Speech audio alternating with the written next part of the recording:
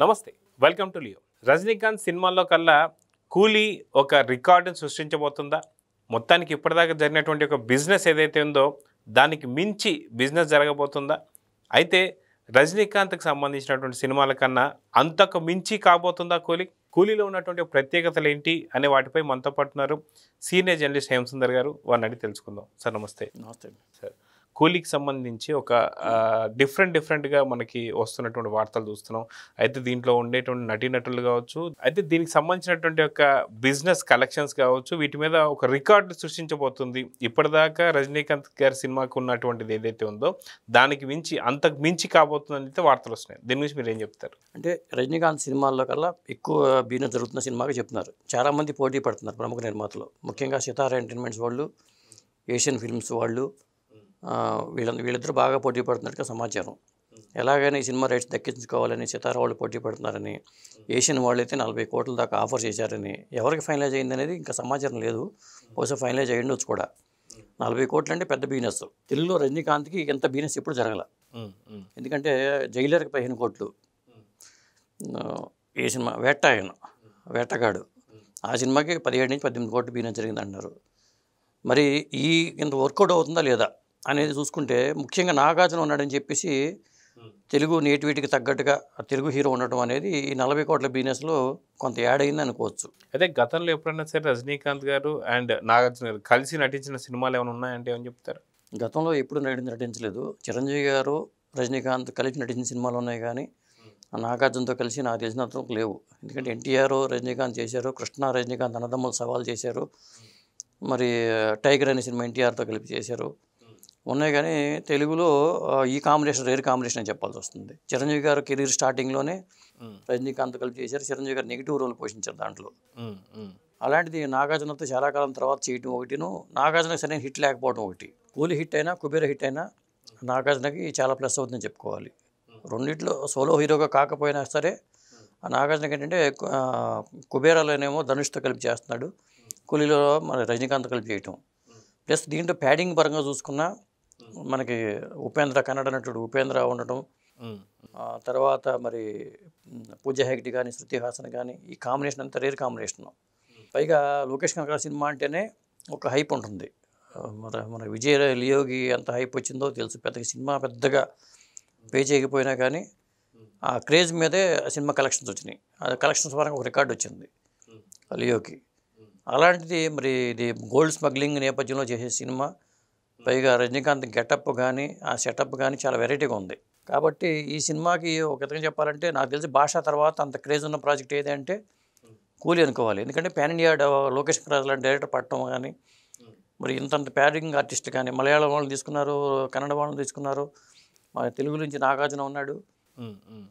ఇది rare combination అని చెప్పాలి. పైగా ఆయన లోకేష్ LCU దీంట్లో యూనివర్సల్ లోకేష్ యూనివర్స్లో భాగంగా వస్తున్న సినిమాగా చెప్పాల్సి వస్తుంది. మరి వీళ్ళందరినీ తర్వాత కలుపుతారా లేదా ఈ పాత్రలన్నీ అని మనం చెప్పలేం. కానీ మొత్తానికైతే రజనీకాంత్తో సినిమా క్రేజ్ అయితే బాగా ఉంది.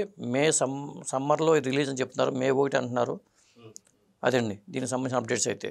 సో మొత్తానికి కూలీ ఒక ప్రభంజనం సృష్టించబోతుంది. మీరు ఇందాక అన్నట్టుగా భాషకి సీక్వెల్ ఏదైనా రాబోతుంది అంటే అది ఇదే. అంటే భాష తర్వాత అంత హైప్ అంటే మనకు ఇదే, ఇంకో మరో భాషలాగా మనం చూస్తున్నాం కాబట్టి.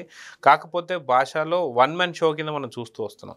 ఇప్పుడు లోకేష్ కనకరాజ్ సినిమా యూనివర్సిటీ అనుకుంటే దీనికి సంబంధించి చూసుకుంటే మనకి నాగార్జున గారు ఉంటున్నారు. గతంలో విక్రమ్లో ఉన్నటువంటి కమల్ హాసన్ గారు కావచ్చు, అదేవిధంగా ఖైదీలో ఉన్నటువంటి కార్తీ కావచ్చు, రోలెక్స్లో సూర్య కావచ్చు, వీళ్ళందరూ కనిపించబోతున్నారా? ఏదైనా లీడ్ రాబోతుందా అంటే ఏమంటారు? అంటే క్లైమాక్స్లో ఏమన్నా లీడ్ వదులుతారేమో.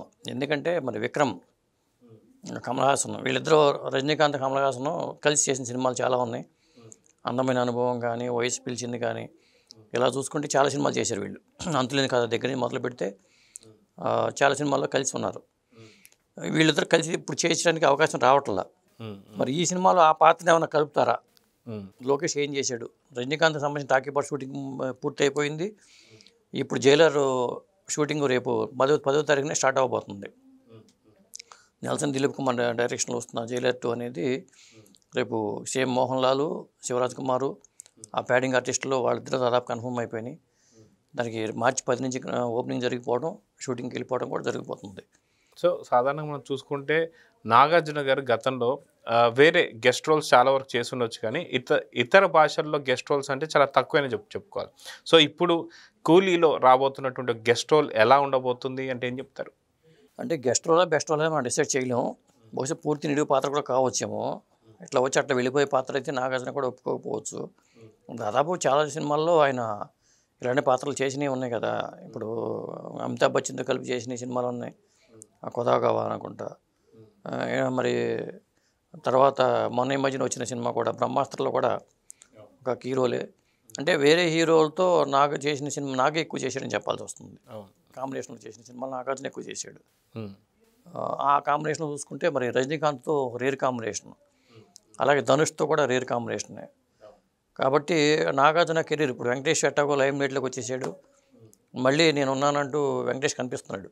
చిరంజీవి గారు, బాలకృష్ణ గారు ఆల్రెడీ లైమ్ లైట్లో పీక్స్లో ఉన్నారు.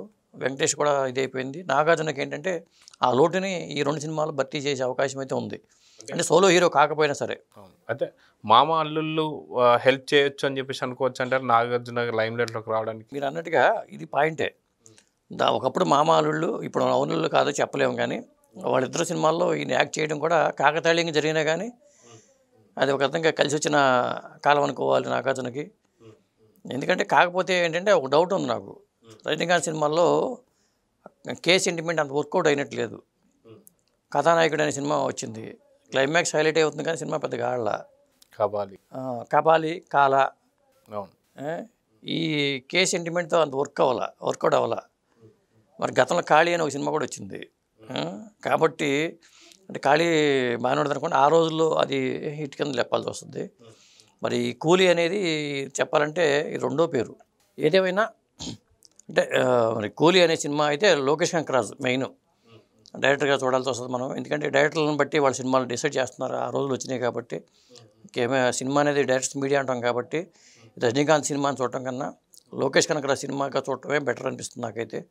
అదండి. సో చూద్దాం సార్, మొత్తానికి కూలీ ఒక రజనీకాంత్ గారి సినిమాలలో ఇది ఒక బెస్ట్ సినిమా కావాలని అయితే కోరుకుందాం. నమస్తే. నమస్తే అండి.